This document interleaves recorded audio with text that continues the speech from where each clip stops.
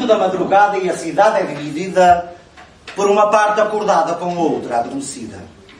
5 horas. Já é tarde.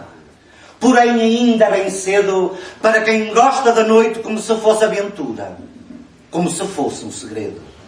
São horas de ter coragem de fazer o que se quer. São horas de dar viagem a tudo quanto queremos, mas tentamos esconder. São 5 da madrugada e nesta hora tardia, ruído pela tentação, um homem já não resiste à lascívia exuberante do sexo que tem na mão. Às 5 da madrugada, há travestis deformados com corpos de silicone colados aos candeeiros em engados controlados pelo sorriso perverso dos amantes azeiteiros. Não há doença que pega às 5 da madrugada quando afogamos um beijo numa cabeça aluada pelo cido deseja em qualquer cama alugada. São 5 da madrugada, está na hora das orgias no segredo dos salões, com certas senhoras bem que são mais putas que as outras que se vendem nas pensões. Às 5 da madrugada, há gente crucificada no monte das ilusões. Há gentes com olhos tristes nas janelas apagadas, ciúme, paixão e morte, e tanta gente sem sorte por trás das portas fechadas. Às 5 da madrugada, cozinham-se com certeza decretos sobre a pobreza numa mesa recheada. E um homem que foi traído cometeu o suicídio com a cabeça enfeitada. Às 5 da madrugada, cai na rua sem sentidos uma mulher desprezada por 2 amantes feridos numa cena de pancada.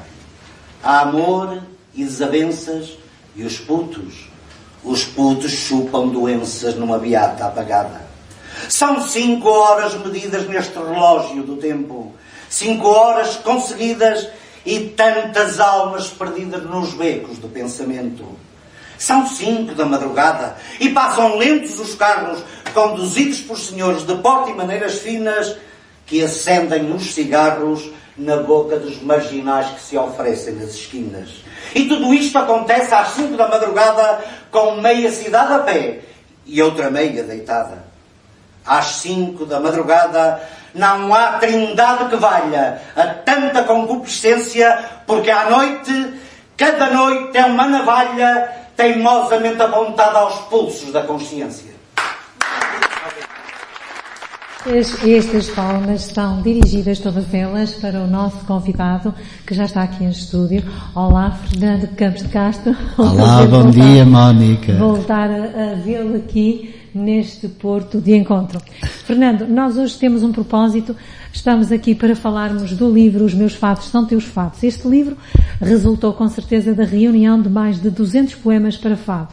Fale-nos, por favor, acerca da história do livro, como seja, a que fadistas deram voz aos seus poemas e em quanto tempo conseguiu reunir tantos poemas para a concretização desse livro. É difícil dizer porque é que nasceu o livro, mas eu pensava, eu ia escrevendo, ia guardando os poemas, até que um dia disse, meu Deus, tenho aqui tantos fados, porque as pessoas iam-me pedindo fados. Sim. Eu era assim, eu para dar fados às pessoas, eu quando elas me pedem, eu dou, é mesmo assim. Não chego à beira de ninguém e digo, olha, tenho aqui isto, queres cantar? Nunca fiz isso, nem farei. E isso não é ser arrogante, nem maniento, nem nada, não. E as pessoas diziam-me então que, assim, eu adoro isto, eu vou cantar isto. O que é certo é que eu tive cerca de 15 anos poemas nas mãos de pessoas que nunca lhes tocaram. Nunca os cantaram? Nunca. E eu comecei a ver. Assim. Vou aos fados, estou sempre a ouvir os mesmos fados cantados por pessoas diferentes, mas sempre os mesmos, não é? Então, não há nada, olha, vou reunir uma série de fados e pronto, e nasceu o livro. Foi fácil, foi só por isso mesmo. Meia dúzia de poemas, não, eles são muitos, não é? São muitos, mas já tenho muitos mais. Daqui a pouco dá para outro, mas acho que já nem vale a pena, porque agora toda a gente, é incrível. Eu não fui o primeiro a fazer uma coisa destas, mas não conhecia muitos livros. Mas, ultimamente, depois deste livro, já saíram 5 principalmente em Lisboa, com fados. É assim Portanto, os fadistas, se quiserem, têm muito para onde escolher. Para onde muito, escolher, muito, exatamente. Muito. O Fernando Campos de Castro escreve há quase 50 anos. Isto não é brincadeira nenhuma, é uma vida inteira. São 48 anos, portanto falta mais 2 para... Eu ia escrevinhando, não quer dizer que eu não posso ser considerado que escrevesse assim... Até pensei que nem tinha jeito nenhum ao princípio. O lido do Fernando não é escrevinhando. Não é escrevinhando.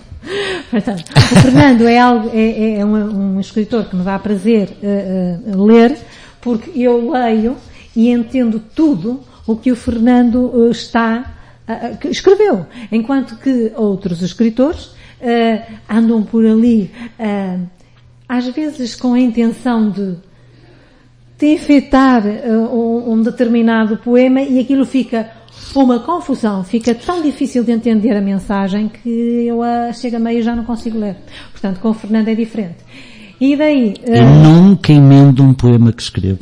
Pois, e é isso que eu acho que... Eu acho que sei eu assim, para que é que eu estou a emendar? Ou pôr mais fraseado e parafraseado. A capacidade que tive na altura, não vou ter de certeza absoluta para estar a fazer emendas e não sei o que mais. Pronto, e procuro sempre que a minha poesia, e mesmo escrita nos livros, nos romances, seja fácil e que as pessoas estejam a ver a imagem que aquilo tem. Exatamente o que eu acho, e que é o que eu sinto enquanto sua leitora.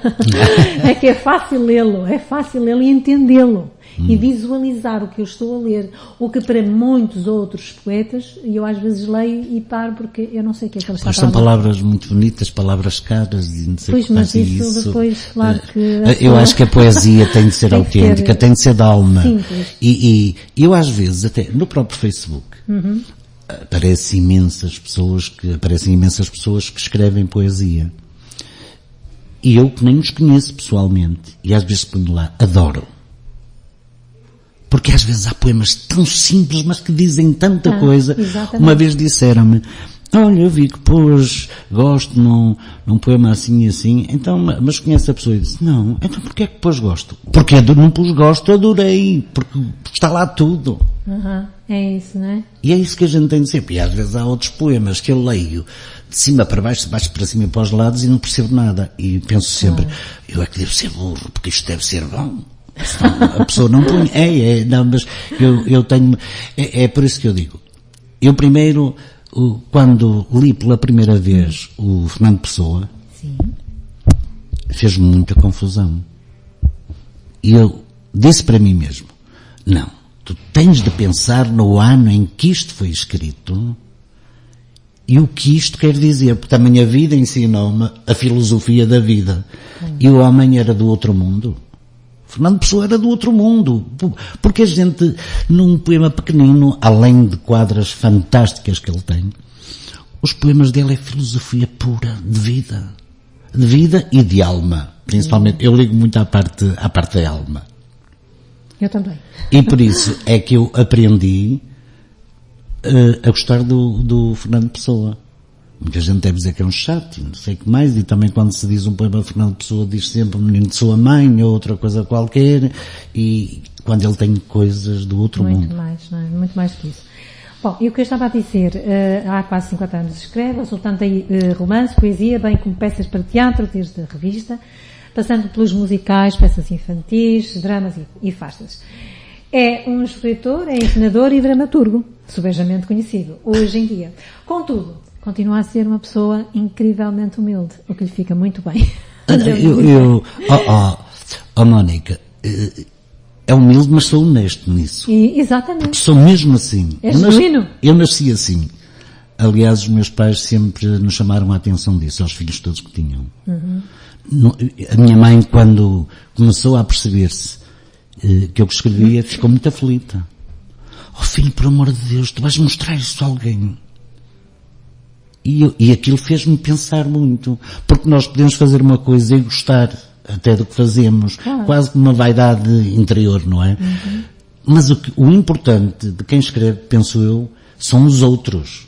Claro. Os outros têm de perceber aquilo que nós fazemos, senão então não vale a pena para que escrevermos para nós. Portanto, isso, eu não considero que seja humildade, é verdade, é realidade.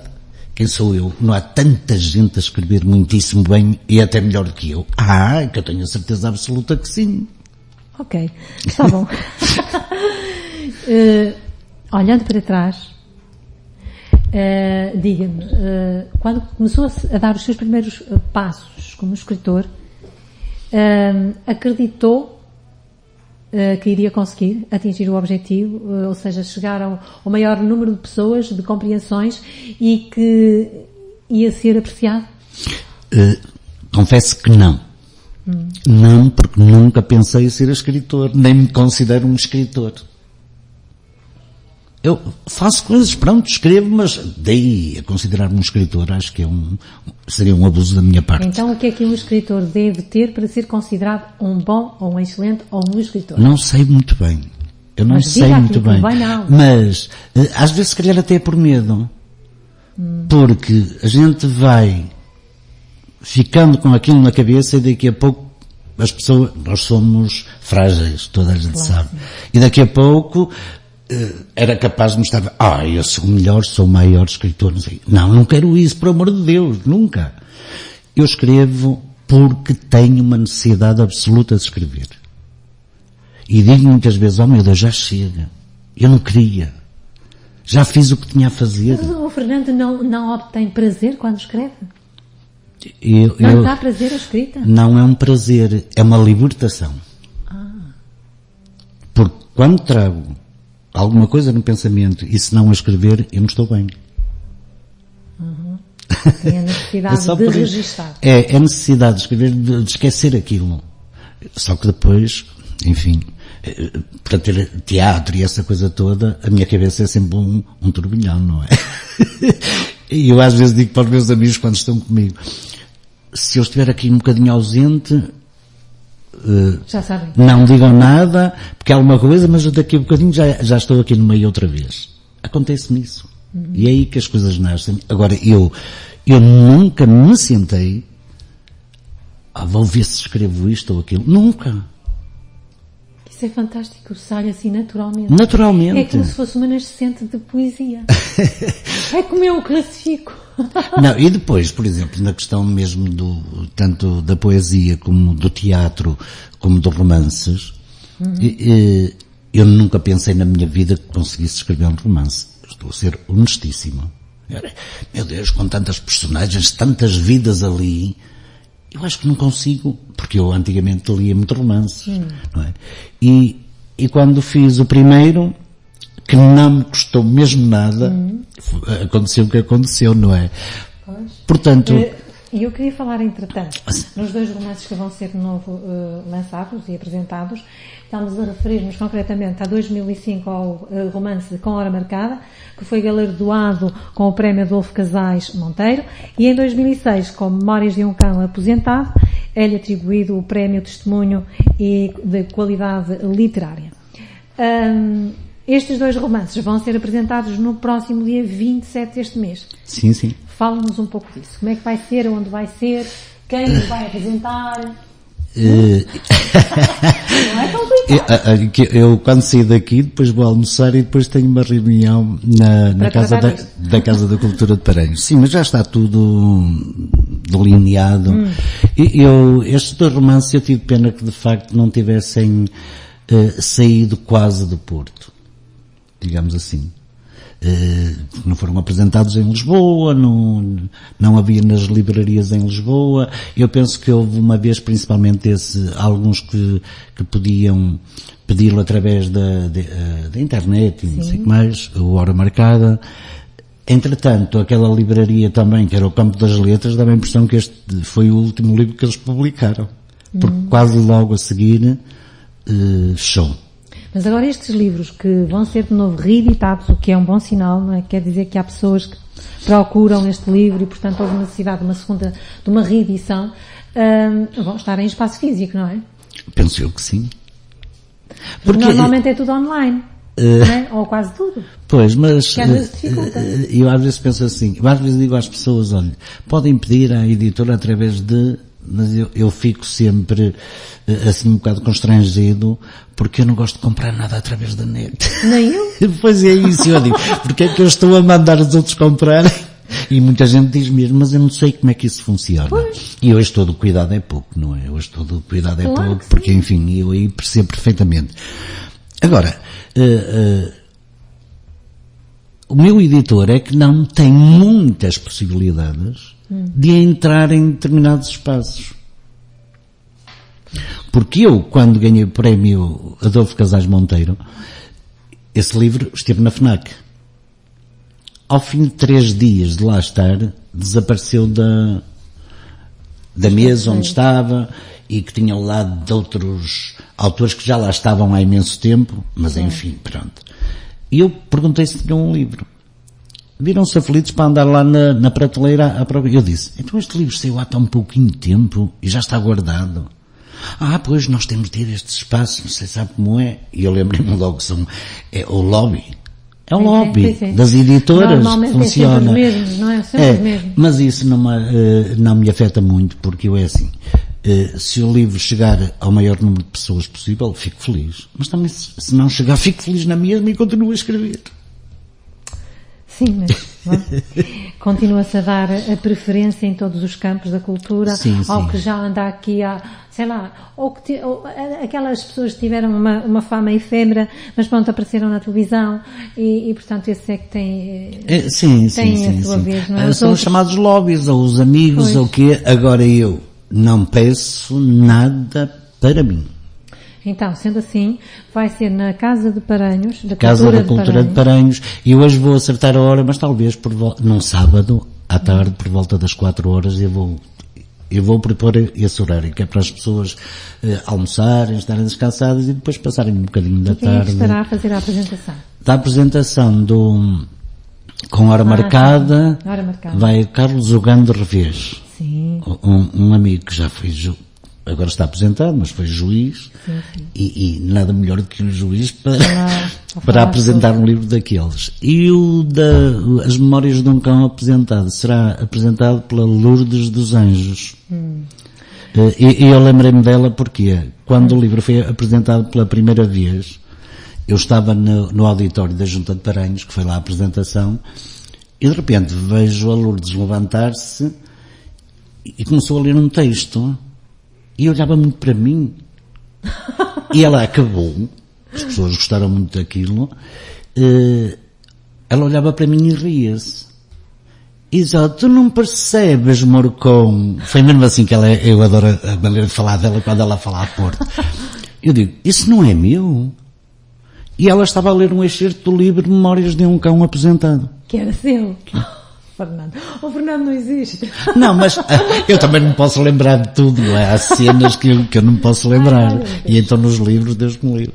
Então vamos ficar agora com a voz da Sandra Correia, que vai nos contar a história dos fados desiguais. E vai cantar também. 2 fados desiguais. 2 fados. Quer nos falar acerca disto antes de passarmos a escutá-la? A Sandra... Este poema? O poema não me lembro como é que saiu. Mas tem uma pequena história, uma pequena história, pronto. A Sandra, eu conheci a Sandra e gosto muito da Sandra Correia, da voz dela, ela canta muito bem, é fadista, daquelas que fadista. E ela escolheu 3 ou 4 poemas que gravou num CD. E entretanto, um dia estava com ela e estava também o marido. E o marido disse-me assim, meu Deus do céu, este fado somos nós. 2 fados desiguais. Este fado somos nós. E disse, como? E disse, isto é nosso. É a nossa vida. E eu fiquei... Eu já tinha escrito aquilo há bastante tempo até. Engraçado. Portanto, é a maior alegria que eu posso sentir. É mesmo quando até no Facebook, pondo os poemas, quando as pessoas, por mensagem, me dizem assim, este poema sou eu tal e qual. Não há dinheiro, não é? Não, isso é o maior prazer que eu possa ter. É esse. Vamos então escutar, estou curiosa.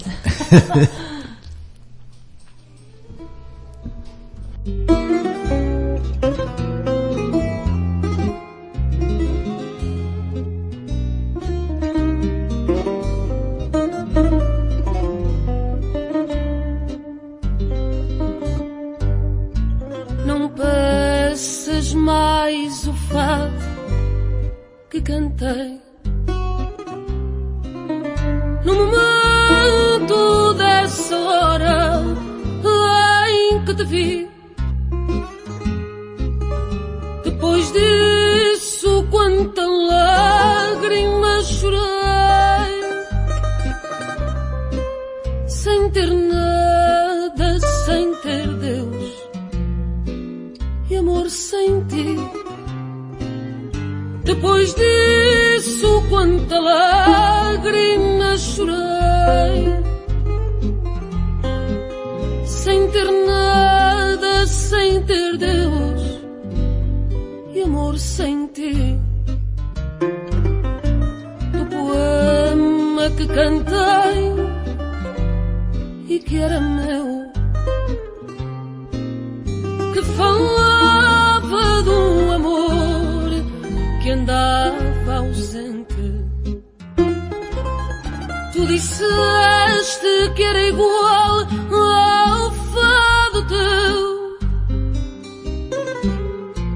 e por isso era dos dois eternamente. Tu disseste que era igual ao fado teu, e por isso era dos dois eternamente. Não peças, meu amor, mais esse fado que foi de antes, não de agora, nem depois. Deixa os versos descansar nesse passado, do passado que existiu entre nós dois. Deixa os versos descansar nesse passado, do passado que existiu entre nós dois. Não peças para voltar ao tempo antigo dessa casa, nessa noite de ternura, onde ainda eu te vejo a sós comigo, nessa mesa iluminada de loucura,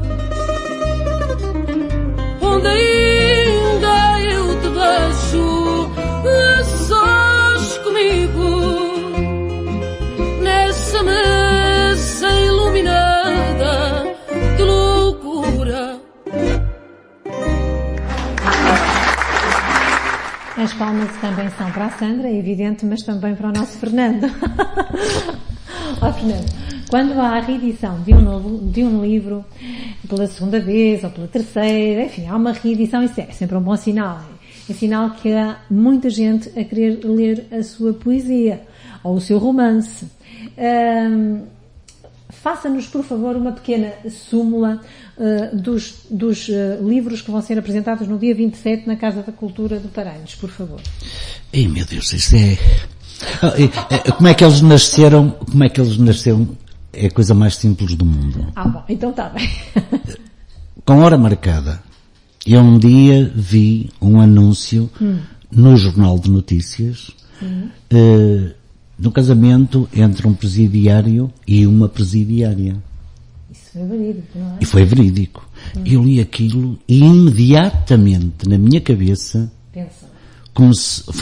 tenho uma história toda sobre isto.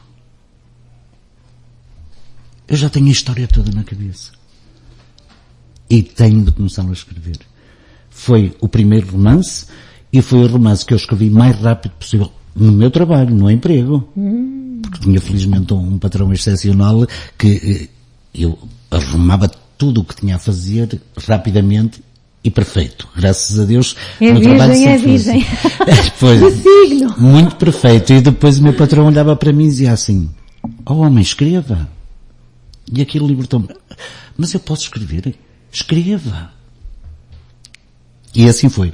E o romance, eu comecei, quer dizer, quanto mais eu ia escrevendo, que aquilo foi quase compulsivo, até que chego à história de um violador, e aí fiquei. Tinha alturas em que eu tinha de parar, porque eu era assim, eu estou a mudar tudo por dentro de mim. Eu sou ele. Uma coisa louca. Foi tremendo aquele. Eu quando concorri dizia assim, as pessoas que lerem este livro vão me chamar doido, vão dizer o livro vai para o lixo, ou autêntico, foi o que eu pensei. Encarna as personagens? Encarno. Isso deve ser desgastante. É terrível porque há tantos pormenores. Eu gosto muito de escrever as pessoas, fisicamente e psicologicamente, na minha opinião. No meu ponto de vista. E quero que elas sejam assim, nas personagens, não é? E portanto, tenho de lá estar. Eu entro sem querer. Eu entro sem querer nisso. Pronto. Esse livro nasceu assim. O cão. Eu fui um dia jantar. Tenho de dizer às pessoas que morei vários anos na aldeia e em minha casa nunca houve nenhum cão. Porque a minha mãe dizia que manter 10 filhos já lhe custava muito, quanto mais depois dar o resto. E depois me via ao porco, e aquelas coisas todas, era tudo para as lavagens. Claro. Não é o que sobrasse. Nunca tive um cão. Na cidade é a mesma coisa. Gosto de animais, mas sou incapaz de tê-los fechados. Pois. Em casa. Agora estou aposentado, podia ter, era como ao cão. Mas, voltando então atrás, estava com um amigo a jantar na churrasqueira de Samamed, passa aqui a publicidade, não é? Aquilo, agora não, que aquilo fizeram obras, está lindíssimo e come-se muito bem, descansado e tudo. Mas antigamente, a acústica daquela sala punha-me doido. Eu ia lá muitas vezes. Punha-me doido por causa do barulho. As pessoas parece que gritavam a falar umas com as outras e tal. Eu naquele dia devia estar meio passado e disse para o meu amigo: olha, eu estou aqui a imaginar, e se nesta sala fôssemos todos cães? Assim, autêntico. E diz ele: estás doido? Continuei a comer, passado para aí 10 minutos, virei para ele e disse-lhe assim: eu tenho um livro todo na cabeça que vou escrever sobre um cão. E muitas das cenas, é que depois veio toda a ideia, e muitas das cenas que há nesse livro, o cão não é, ele é sempre o mesmo, mas sempre com nomes diferentes, porque ele teve como era cão vadio, teve muitas pessoas que o acolheram e cada um lhe dava o seu nome, porque conforme o que via no cão. Até eu me apaixonei pelo cão. E portanto, eu coloquei isto tudo nas ruas do Porto. Falo nas ruas, falo de pessoas que conheci nas ruas. Tem lá uma história de um senhor de cor que tinha sido oficial em África e que endoideceu e estava ali na rua de Camões. E eu sobre ele consegui uma história, não sei como é que foi aquilo. Não sei. E tem cenas reais. Tem cenas reais. E, portanto, eu quando acabei de... tenho um caso.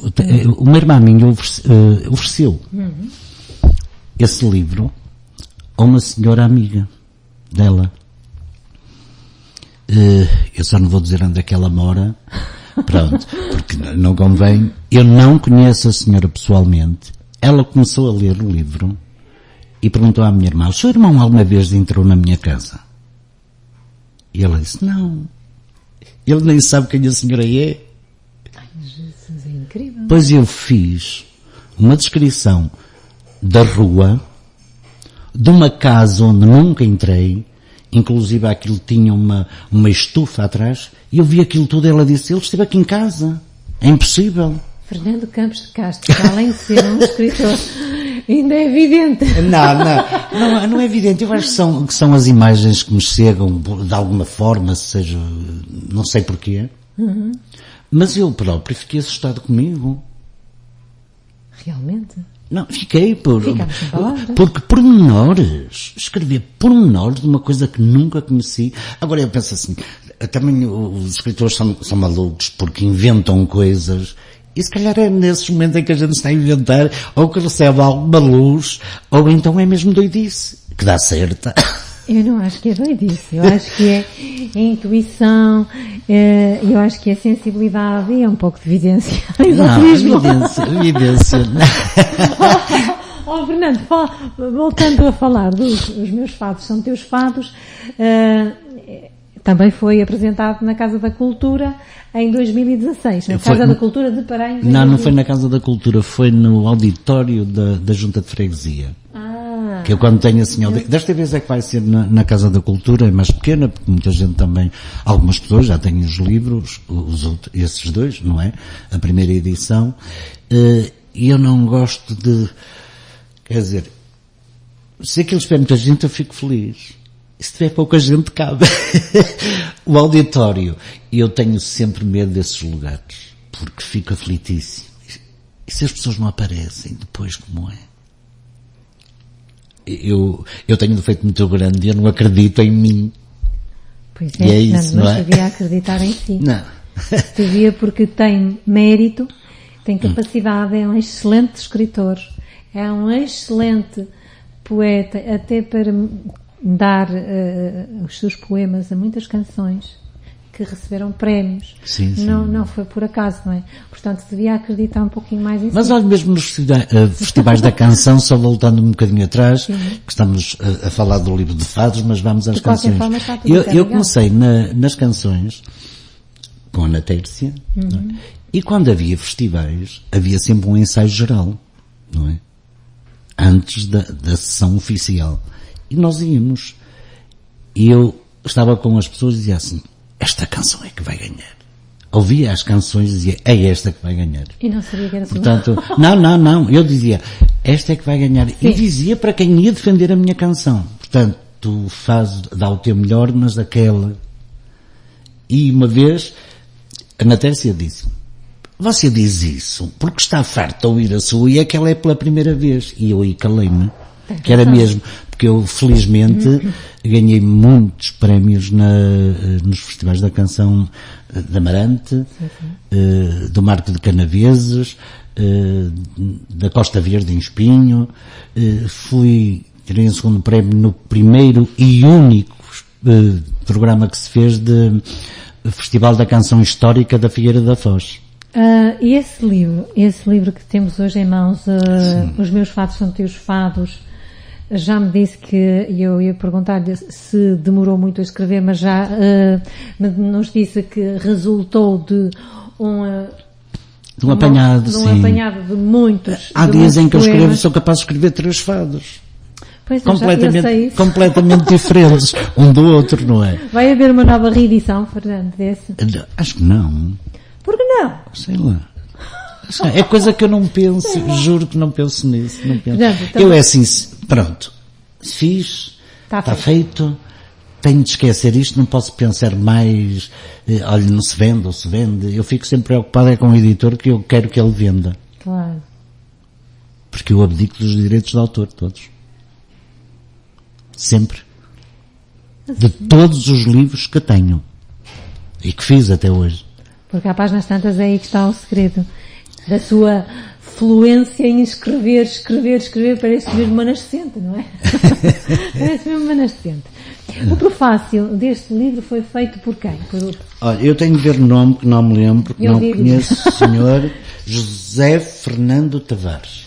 Sei que é um senhor de Lisboa, que o editor mandou-lhe o livro para ele fazer o corpo do livro. Gostei, mas gostava que o senhor tivesse estado quando eu estive em Lisboa e não, porque ainda não o conheço. Mas vê-se que é uma pessoa que percebe de fado. E está-nos a falar de Lisboa, ou seja, e esse pelo menos chegou a Lisboa? Sim, chegou, mas com uma trabalheira dos demónios. Que eu cheguei a uma altura que pensei, não vale a pena, Fernando, não tentes mais. Primeiro estava tudo agendado para ser apresentado no Museu do Fado. E era o lugar ideal. Quando eu telefono para lá a dizer, pronto, então no dia, faltava pouco tempo.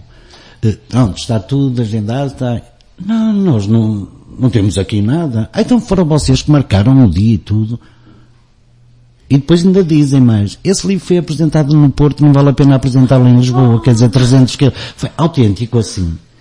Depois lá, e acabou por não ser, depois, o meu editor e um amigo em Lisboa trataram... Quem é o seu editor? Já disse tantas vezes, editor... E a Jorge Castelo Branco. Eu digo que é a Seda Publicações, que se calhar será melhor. Pois. E entretanto, falaram à Casa do Alentejo, em Lisboa. Outra vez, tudo agendado, e de repente, eu gosto muito de confirmar as coisas, estar seguro.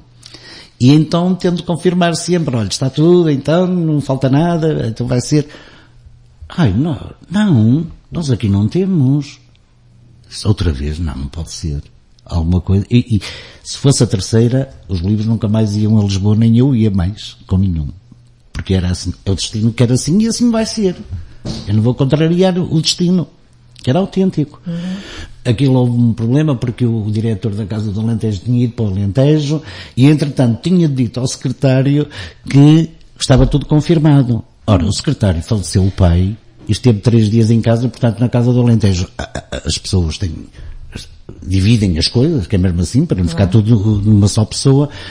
O rapaz, pronto, esqueceu-se de dizer, e foi preciso ir um amigo meu de Lisboa lá outra vez, falar com o diretor, disse, não, eu dei ordem, está tudo, e não sei o quê. Pronto, muito bem. Agora deixe-me contar a história, que vale a pena. Seja à vontade.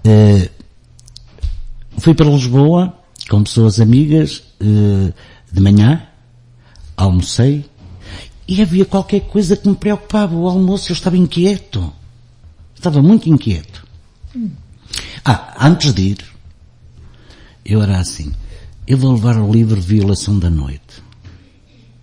Eu senti qualquer coisa, um toque. Juro que senti. E eu era assim, mas estupidez, porque é que eu vou levar o livro Violação da Noite, que já tem tantos anos? Mas, ora, se tive esse toque, vou levá-lo. E, entretanto, faltava para aí 1 hora para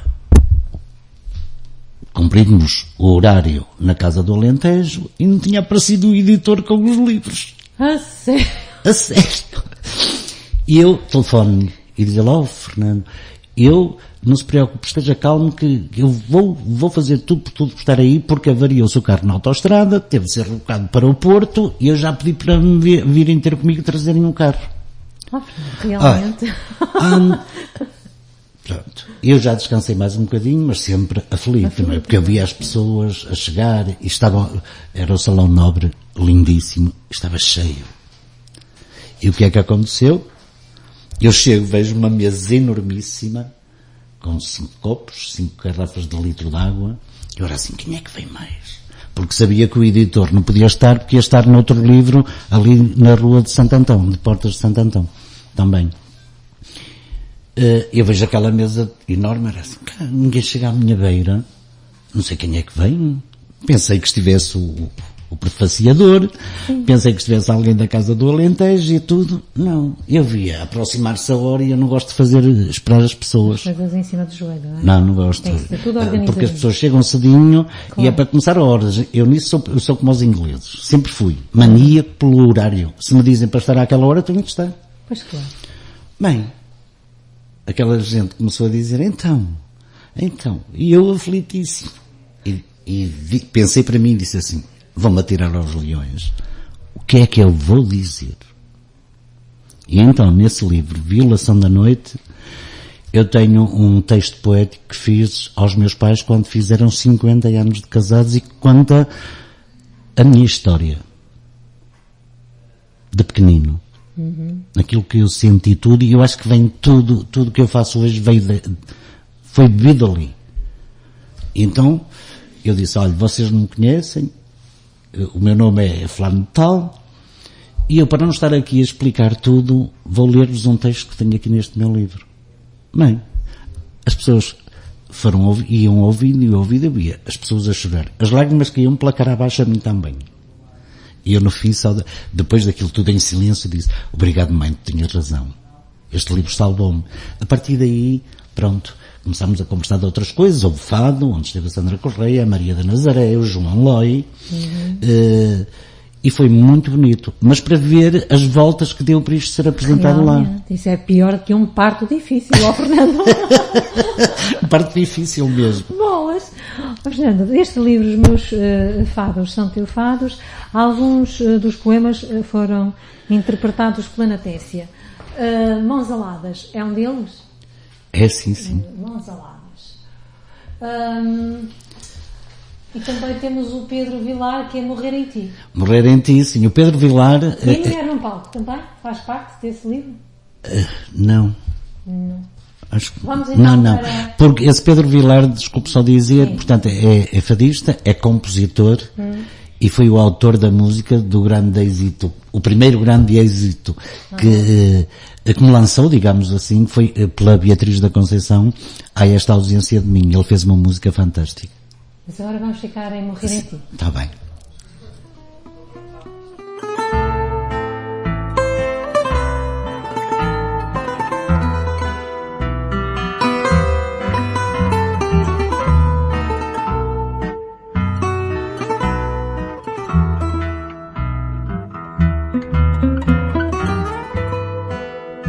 Não é a mão que me treme, mas o desejo brutal que a tua ausência me fez de querer morrer em ti, como um amante sem casa, sem memória ou lucidez.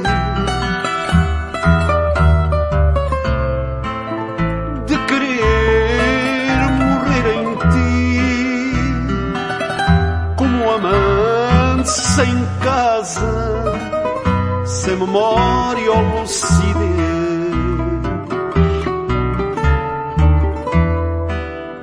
Não é a boca ou secura que me morde a própria língua, exasperada e cortante. É a míngua das palavras que me chegam da longura da tua boca distante. É a míngua das palavras que me chegam da longura da tua boca distante.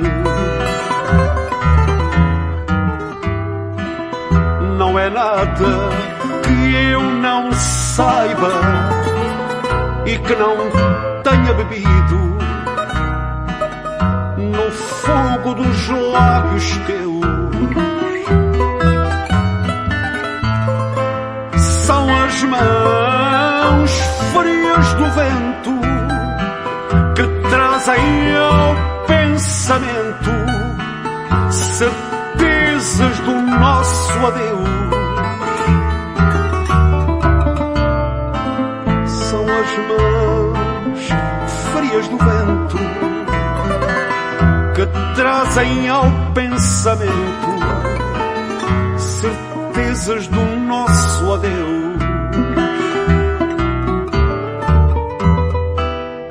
Não é o corpo que valha nesta brutal ansiedade de não te saber aqui. Tu que sabes, meu amor, que não há morte maior do que estar vivo sem ti. Tu que sabes, meu amor, que não há morte maior do que estar vivo sem ti. Uma pessoa como o Fernando, que já com bastantes anos ligados portanto, ao mundo da literatura, já poderia escrever um livro sobre peripécias, histórias variadíssimas sobre o escritor. O que é que o escritor vivenciou, e isto e aquilo, e não sei o que, não acha? Não, as coisas que vivencio depois ficam todas nos livros. Ai, sim! Eu gostava o gesto de uma pessoa que eu vejo, a maneira de falar, a maneira de se expressar, aproveito e meto numa personagem qualquer. Estão sim, lá. Que bom. Entretanto, a última vez que nos encontramos, disse-me que estava a preparar um livro sobre a história do Teatro Sá da Bandeira, sobre a Ana Teixeira. Como é que está isso tudo? Está a andar. Olha, neste momento tenho em mãos, e tenho de acabar isto, e eu tenho de deixar um pouco o Facebook, porque se perde muitas horas sem a gente estar por isso, que é mesmo assim. E eu gosto de responder às pessoas todas, tenho esse cuidado. Tem. Só reparei. Portanto, porque tenho 5 livros em mãos. 5 livros? Sim. Para além do teatro? 2 romances já quase a caminho do fim. E não quero adiantar os títulos, não quero, perdão. Não, o título posso adiantar, então tá bem. porque um é Ruínas Interiores, sobre uma família com problemas, não é? E o outro é O Senhor Inquieto, que se julgava parvo. É o título que tenho. Penso que não vou roubar o nome. Melhor então não dizer nada, tínhamos esquecido desse pormenor. Não, mas a história não conto, depois é uma surpresa. Mas Fernando, estamos já um bocadinho, e eu estou atrasada em relação a todos os convidados, eu peço imensa desculpa, porque o Porto de Encontro de facto é cheio de encontros. E as palavras depois surgem como as cerejas, não é? Nunca mais saímos de sítio. O que preza mais no comportamento humano e o que não suporta? Vou dizer primeiro o que não suporto. Está à vontade. Mentira e ingratidão. Prezo muito o caráter, a pessoa assumir aquilo que faz e aquilo que diz, é importantíssimo. Muito importante. Pois, mas a mentira e a falta de gratidão para mim magoam-me mesmo, magoam-me. Uma pessoa que não é grata não tem caráter, por amor de Deus, não tem. Não tem, de facto. É sinal que só pensa nela. E quem pensa só em si não tem caráter para fazer parte do mundo. Porque nós somos tão diferentes, tão diversos, que todos temos o nosso lugar. E, portanto, para que nos respeitem, temos de respeitar os outros, não é? É evidente. Isso hoje em dia, hoje em dia isso, não é? Muito, é isso mesmo. Se eu pudesse voltar atrás, o que é que mudaria na sua vida? Eu acho que não mudava nada. Não. Continuava igualzinho. Continuava, quer dizer, tinha mais cuidado no relacionamento humano, porque eu com o relacionamento humano tive muitos desgostos. As pessoas, há pessoas que magoam mesmo. E mesmo que não saibam que estão a fazê-lo, mas que magoam, não é? E portanto, eu não mudava nada porque penso, eu nasci com uma vida e tenho de cumpri-la. Portanto, não alterava nada. Gosta mais do dia ou da noite, Fernando?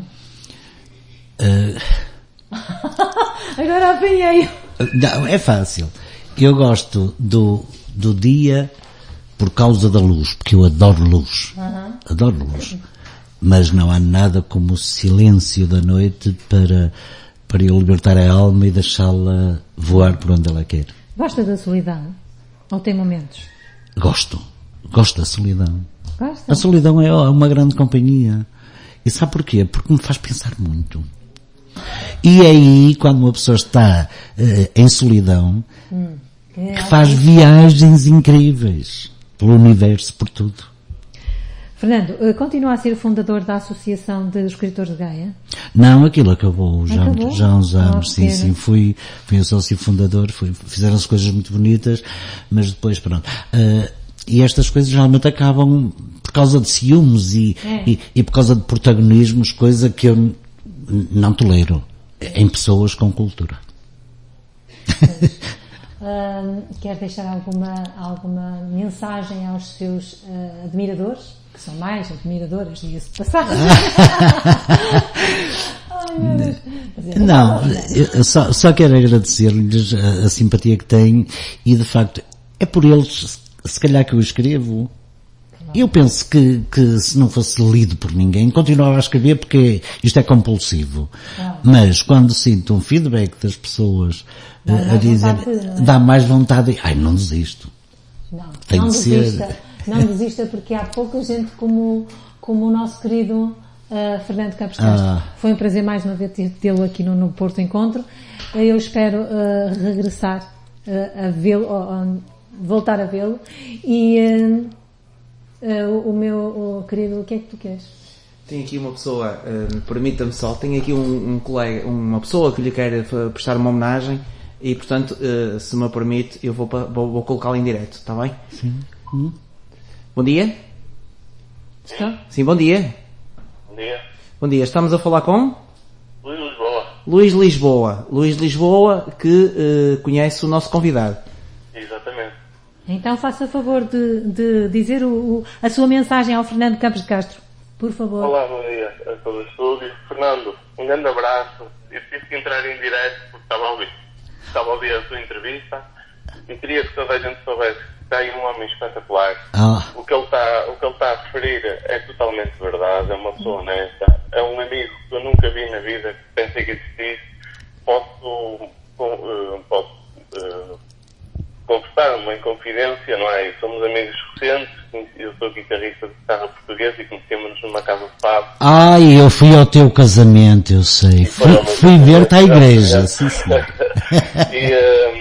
E realmente conhecer o Fernando foi uma levada de ar para esse, porque pensei que já não existissem pessoas assim. E ele deu uma oportunidade de oferecer-me, quase que chorei o livro, basicamente. E agradeço desde já ele ofereceu-me um livro no dia do meu casamento, apareceu lá e ele e mais alguns colegas. E evidentemente fiquei muito feliz.